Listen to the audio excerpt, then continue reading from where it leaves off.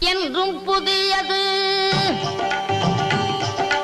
பாடலென்றும் புதியது, பொருள் நிறைந்த பாடலென்றும் புதியது.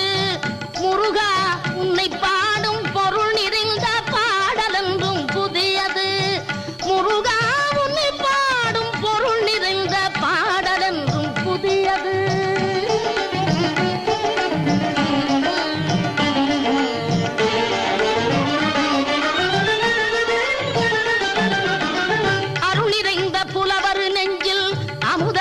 தமிழ் கொடுத்த பொருள் நிறைந்த பாடல் என்றும் புதியது.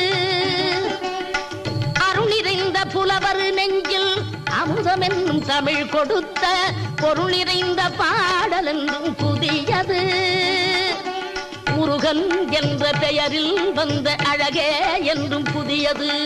முருகன் என்ற